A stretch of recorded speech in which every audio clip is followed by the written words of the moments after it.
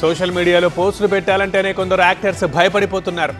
ఏ post పెట్టినా సమయం సందర్భం లేకుండా కొందరు చేస్తున్న అసభ్యకర కామెంట్స్ నటీమణుల్ని బాధ పెడుతున్నాయి. దీంతో వరుసగా సైబర్ క్రైమ్ పోలీసుల్ని ఆశ్రయిస్తున్నారు నటీమణులు.